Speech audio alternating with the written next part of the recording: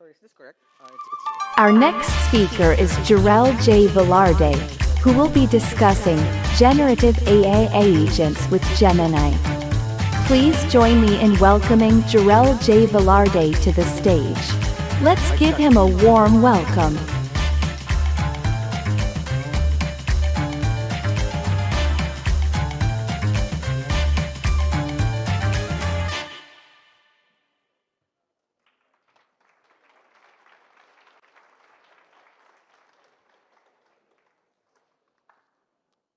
Wow! Sampurasun Bugor! I just, I just learned that phrase right now. I don't actually speak Indonesian. I'm Filipino, so that's why we kind of look alike. It's very similar. I have to explain myself again and again about the English, please, because I don't know how to speak Bahasa. Um, I'm gonna try my best to share this and like reach as many people as I can. Today, so there it is. Uh, Mic check.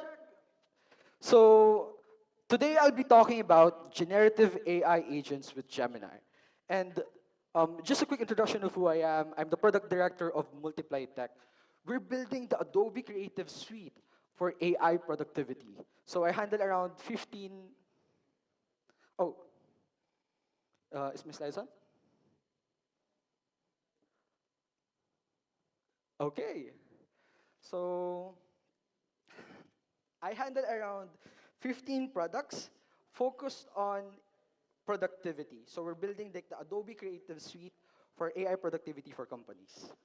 And with that, um, my goal in this talk is to share about updates in generative AI and explore about Gemini and agentic workflows.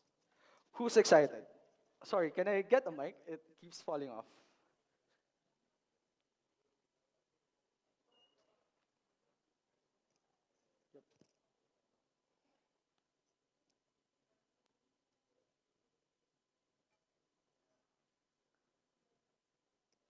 Can I get a mic? Can I get a mic, please?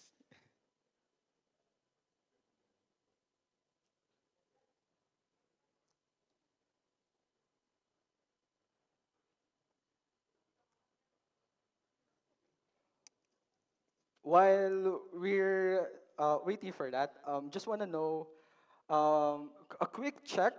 Who here are students? Just want to know my audience. Can you raise your hand, students? Okay, professionals. Who here are working? Okay, quite a decent amount. Uh, who here don't fit in those two groups? Not a student and not a professional. Okay, so students and professionals, around 50-50. That's great. That's, no worries, no worries. I'm just gonna swap in this real quick and I'll be right back. Okay.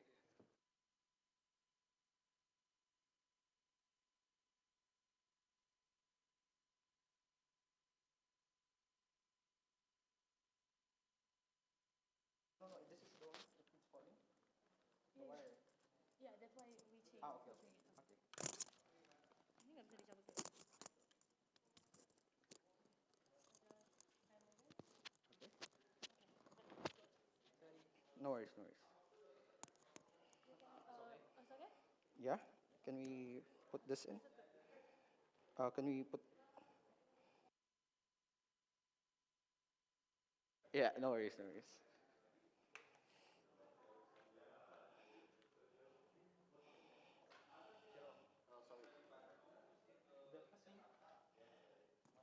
Mic check. Yun. Tape it here? I think it's okay. This is more stable. All right. Surabasun Bugor. I think I messed that up. um, what a great start, but let's begin again. So, my name is Gerald, and I'm the product director of Multiply Tech. I currently lead around the development of 15 products, and we're focused on developing the Adobe Creative Suite for AI productivity. I'm gonna share a little bit more of our work later on, and I have a special discount for everyone here. I'm gonna give you a free month's trial of our platform, so tune in for that QR code later on. But before we begin, the goal of this talk is to talk about generative AI agents. And by the end of this, I want you to have a basic understanding of what generative AI agents are and how do we use AI agents and what will come next in the future.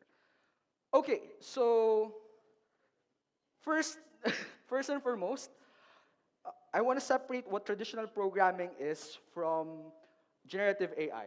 In traditional programming and RPA bots, so the direct equivalent of AI agents, generative AI agents, is RPA bots. These are traditionally programmed, rule-based, specific, and explicit. So they follow specific rules. If you say something, it triggers something else, and you follow that particular path. And you have to map out all potential outputs with an RPA bot, or at least like have some very broad scenarios to capture all of those scenarios, all of those things. With generative AI, what changed here is, aside from you being able to create fun videos like this, like a dancing cat, you're also able to create a system that's more creative. We're forcing an algorithm to understand our language. So what essentially changed here is that we've created a tool that operates at a level that nothing else in this world operates on, except for humans. It's language. Language at the level of articulation. And the way that we did this was we chunked like all of the information that we have into a fancy calculator, and we're just predicting the next word again and again and again. By doing this, we're forcing the algorithm to have a level of understanding on the context. And with this, we're able to create fun stuff, like images like this that's never been done before, and like have agents that are not rule-based and explicit. Rather than that, they are actually a little bit more free than your traditional RPA. So taking a step back and analyzing the generative AI industry as a whole, at the first layer, it's still electricity. None of this technology would work without electricity. And the next layer up here is chipset. So companies here like Veco at the electricity level. At chipset, it's NVIDIA, AMD, all of these chipset builders. The next level up is cloud. So cloud, Google Cloud Platform, Azure, AWS, all of the players here focus on accessibility of the chipset of the layer before. The next layer is data. To be able to build generative AI generative AI models, we need a lot of data. So there are lots of companies and professionals focusing on this field: data engineering, data scientists, and data warehouses that we use to train our models. The next layer is what primarily everyone is interested about in the last year: AI models. So people concerned about this layer like the companies here are OpenAI, Anthropic, Google Cloud Platform with Gemini that we're going to talk about today, and Llama from Meta, basically people who play around in this field. Then we use all of these layers here to build applications. And majority of the startups in the last year and innovations in companies are actually focused between these two last layers, the AI models and the application. The reason I'm sharing this is in the last year, we believe that to solve more problems with generative AI, we need to go deeper into this layer. We need to go fine-tune, we need to go curate the data, we need to go build our own proprietary models to solve domain problems. But an interesting thing came up in the last year, and this is what's called generative AI agents. I'm going to go back to that point, but basically, people are concerned in the AI model layer. We're concerned about training the foundational model, fine-tuning, implementing LoRa, and implementing algorithms like reinforcement learning through human feedback. But what we've found in the past year is that there's this new layer in between AI models and application called AI agents. Now, my talk will be centered around this and in discussing what is an AI agent, what are the three components of an AI agent, and how do we build some with Gemini. Okay, so I love showing this graph. Let me just explain this in a bit. So above the line is GPT 3.5. Who here has heard about GPT 3.5? Have you used this in a project? Heard one? Have you ever used GPT 3.5 in a project? One, two, so a lot of practitioners here, a couple of hands raised. Okay, so the above the line is GPT 3.5, below the line is GPT 4. And essentially, this line measures human evaluation on a coding task. So we're asking the AI to code and solve a problem, and we're using two different models benchmarking with the human evaluation. What this graph tells us is that with zero-shot prompting technique, the 3.5 model performs at a 50% point mark. The 4 model, which is GPT-4 model, which is a lot bigger, performs at a 65 percentile point mark. And what's interesting here is if we implement an agentic design pattern called reflection, we can actually boost the performance using a smaller model. So GPT 3.5 would outperform GPT-4 with a reflection algorithm here at the 95% just by using this agentic design pattern. Now that's like the scientific backing of this entire endeavor around agentic AI. Now, what are agents? Agents are still large language models, are still generative AI based with the first layer being the foundational model. This is where you choose the right model. Like, is it Gemini Ultra, Gemini Pro, Gemini Nano, or Gemini Flash? This is where we're concerned about what model are we gonna use. Is it domain? Is it fine-tuned? We're primarily concerned about that in this layer of the agent. The next layer is identity. So we're giving an AI agent an identity with a prompt. So we give it a story, a goal, and a context. Then lastly, this is where the key ingredient of an AI agent is, it's the extensions. We're giving it a knowledge base, we're giving it capabilities around retrieval augmented generation, we're giving it a code interpreter to actually execute code and get insights from that code, and then function calling to actually be more comprehensive around specific tasks. We're also integrating that. Now, Gemini is actually a very strong foundational model, specifically because of their context window. So just taking a step back, Gemini has four size. There are four. There are four tiers in terms of sizes in Gemini, starting from Ultra, which is the biggest, and going down to Nano, which is actually on the edge, local, and the goal there is local on your phone.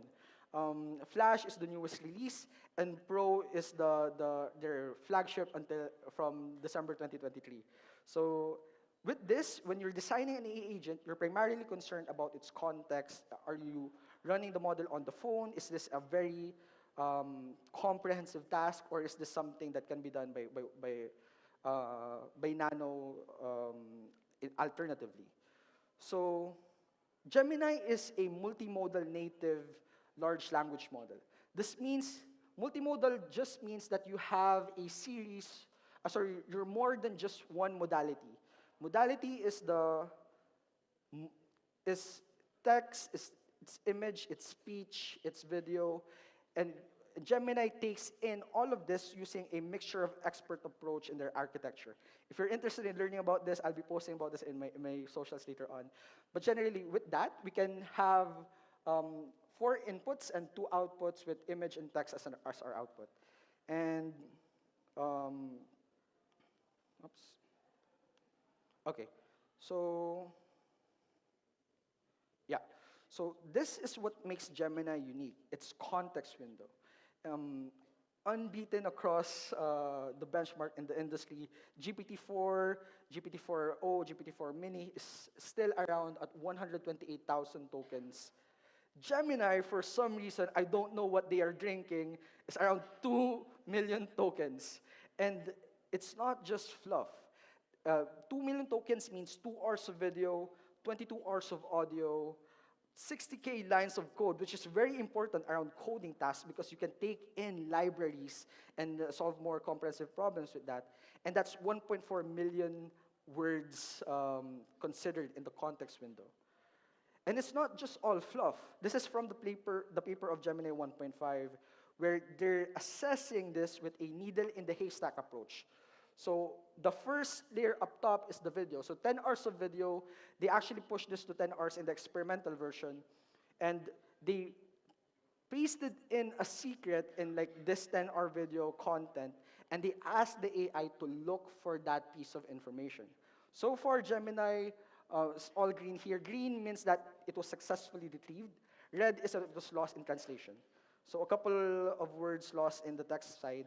And for context, this is what it looks like for Gemini, for GPT-4 Turbo. So we're only at 128 tokens, while Gemini can be up to 1M. For Gemini Pro 1.0, and now for Gemini 1.5 Pro, it's like 2M context window. For video, it's around 1 minute to 1 hour. This is around 1 hour, I think 1080p. They're basically inserting secrets, and they're asking the AI to look for them. And the results are amazing. So this one is a particular example. This is up in Google, where YouTube, where they are solving a problem with the 3JS library. They ingested the entire 3JS library and actually tried to solve problems with it. So it's a fun video to watch. Now, Nano is what drives my attention right now, because Nano means you don't have to worry about compute because it's in your phone. It's running in the phone locally on the device. And it's still in experimental and preview stage, but once this is up and running, this is going to be amazing.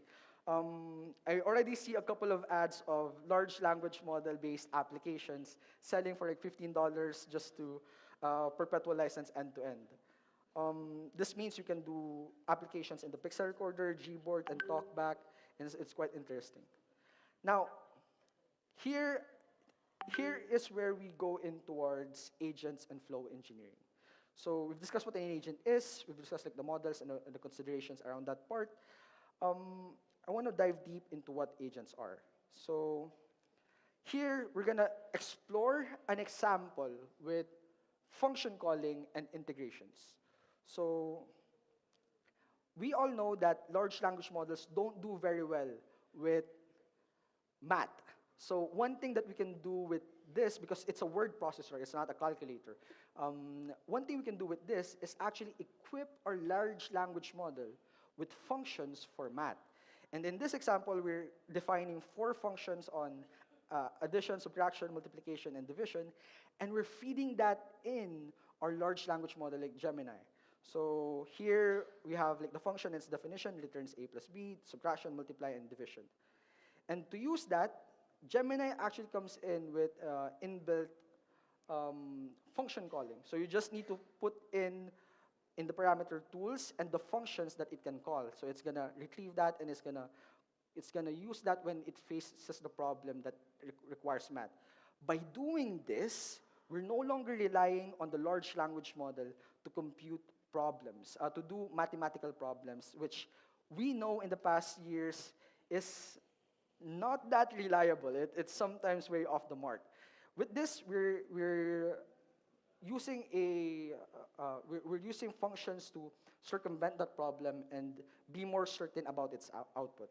So this is what it looks like in the model. This is what your system will read.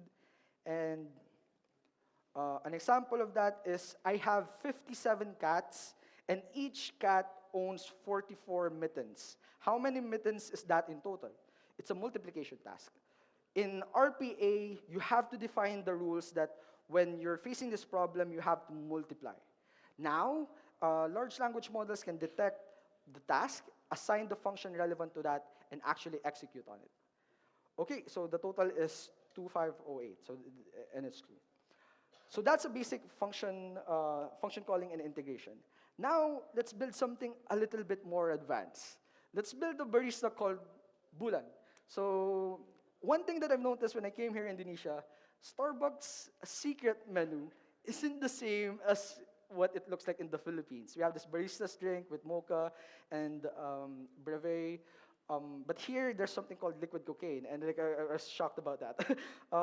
So this, in this particular example, we're creating a barista, and we're using natural language to search in the menu to be able to serve like the tasks of a barista. So we're primarily concerned around two areas of the agent: identity, where we're gonna give it the barista identity and the menu, and function calling, where we're gonna define some functions that you can call later on. So with that, let's start with a basic setup where we're installing generative AI from Google, standard stuff. There are a lot of cookbooks in Gemini that you can take a look at to get started with. And now with functions, and now we're defining functions. So this is pseudocode. This is what it's gonna look like inside of the model build later on. We're gonna pass in a list of ordering systems that consists of functions inside of it: add to order, get order, remove item, clear order, confirm order, and place order. And then we're gonna define all of these functions to equip equip our agent with more capabilities in specific scenarios. So you can think about it as the generative AI agent as a broad solution machine, and functions as its specific paths that we want it to take. When you're faced with a scenario for adding an order, I don't want you to hallucinate, and this is like what I want you to do. So we're limiting its freedom to execute on the way that we want. So basically, that's one of the ways to think about this. And now here, we're declaring add to order, which is basically adds the specified drink to the customer's order. Same with get order. One way to think about this is when when we're discovering the problem, let's talk to the barista and enumerate the tasks that they need to do. It's called a jobs to be done analysis. And step by step, we assess this step is highly automatable. This step is not automatable, so let's not focus it in the system. And we build that in terms of functions and build an agent to execute on those functions, face specific scenarios. So, sorry, you don't have to specify the scenario, it's gonna detect it with the model. Now, one thing that you do is that when you misorder something, you want to remove it because you don't want to order it, you just accidentally pressed it, so you have to have a function to remove it. And then clear order, let's say I want to cancel it and just want to leave, you need to have a function for that. And then lastly, confirm order, because one of the tasks of barista is to actually confirm the order to ensure that this is what the customer wants to pay for. So, and lastly, place the order. So once the cashier takes in the order, it's gonna give that, ask for the money, and give that to the barista to actually make the coffee. Now, so that's the function part of it. Now we're gonna talk about its identity. Its identity here is primarily composed of three key information: custom instructions based on who this agent is; menu, what's inside of, what can we offer as part of the barista; and then lastly, modifiers, where what are specific jargons that the barista needs to know. So it's a long piece of text that we're giving it instructions to order. You are restricted to only talk about drinks on the menu. I don't want you to talk about cars. I don't want you to talk about books. I want you to talk about drinks because you're an agent barista. So this is where we fit that in. Now, a couple more tasks here to specify the behavior that we want. And describing the menu. If this is big enough, it warrants to become a knowledge base that we perform retrieval augmented generation on. But now, since it's just a couple of items, let's paste that in the custom instructions. And this is where Gemini truly shines because of its context window. Its wide context windows allows it to take in more input to solve the problem in front of it. So lastly is modifiers. So thought I was done. We still need to have like the modifiers. What does dirty mean? What does regular milk mean? What does sweetened mean? So the jargons that the barista needs to know. So while that is running, I'm just gonna run this code over here, and hope it collaborates. Okay. Okay, I'm just gonna proceed here. Internet's not collaborating. So let's build the agent. So here we've defined the identity, we've defined the functions. Let's now build the agent. I'm just gonna run through in the face of time. We're gonna use two models to perform specific tasks in this particular system. The blue part is Gemini 1.5 Flash, where we identify it's not that complex, it's something that we can solve with a smaller model. With Gemini, with the else statement here, we're basically defining for long context situations, let's use Gemini 1.0 Pro. So because it has like a longer context window. With that, let's set up chat. And this is just basically setting up the chat behavior. And let's chat. So I prepared, just in case internet didn't cooperate. Gladly I did. I'm asking the AI agent, what do you have? If this was an RPA bot, you have to define this particular behavior.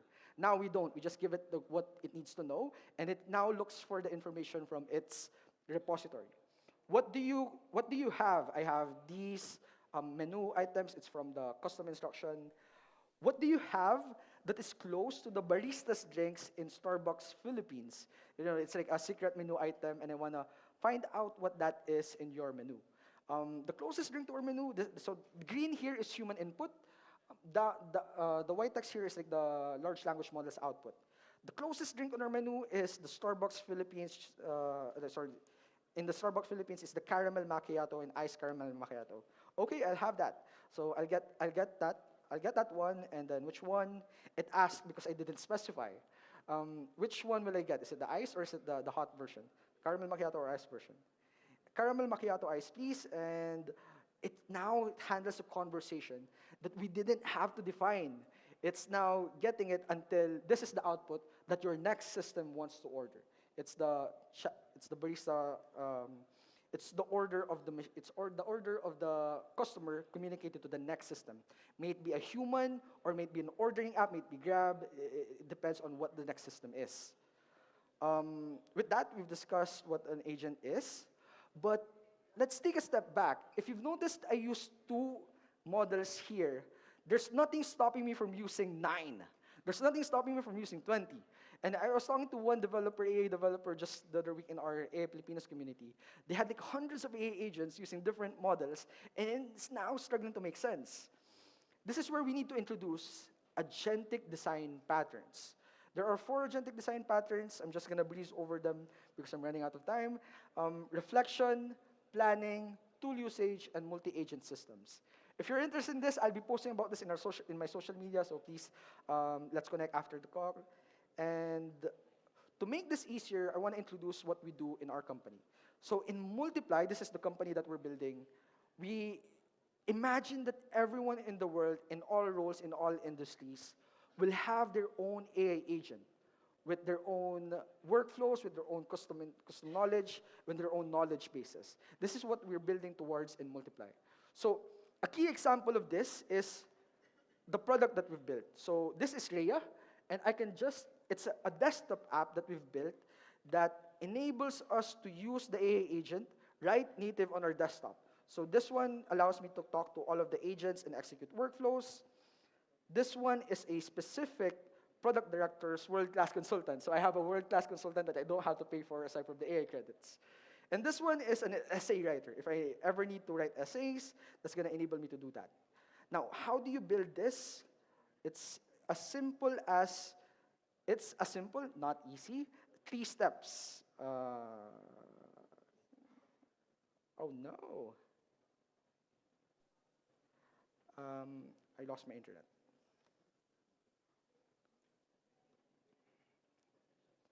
Okay, it's back. Yeah. Okay, I would appreciate that. Apologies. Huh. Which one? Lab electro. Turn off and turn on again. Disconnect. Yeah, turn off and turn on again. Turn on. Yeah, this one lab electro. Okay. Connect. 1, 2, 3, 4, 5, 6, 7. Okay. For anyone who needs Wi-Fi, the password is. Well, don't connect. Like you're just doing this for. Thank you, my friend. Now, where am I? So it's as simple as 3 easy steps. You create an AI agent. Okay, so this is our platform. It's called Rhea, where we focus on enabling people with building AI agents. So we're using Gemini. So an amazing thing here is like because of its context window, you just enable it, choose the model here, and the first step is create an agent where you can actually use AI to create AI. So we have like AI-powered creation here. The next part is choosing your team. After you've selected, after you've created all of these agents, you choose those that you want to work on a specific workflow. And then the next part is building this particular workflow. So an example of that is if I want to write an essay, I can just go towards here and write essay writer. Essay writer, and okay, it's not cooperating. Anyway, but it's as simple as that. Selecting that for each time, and we can create like AI models. Now, now if you're interested, this is the product. You're just gonna take 5 seconds. You can take a picture of this. We're giving away 1 month free subscription. If you want to explore our platform, just put in your API key and you can get this away. Okay, so we build AI agents. We have specific tool sets and workflows as well. It's free, don't worry. Just need to pay for your own AI credits, but this is a 1 month free subscription. Now, if you're interested to learn more about the topics I talk about, let's connect. This is me, and I'll be posting more about agentic design patterns and AI agents. And that's it. Thank you so much for having me.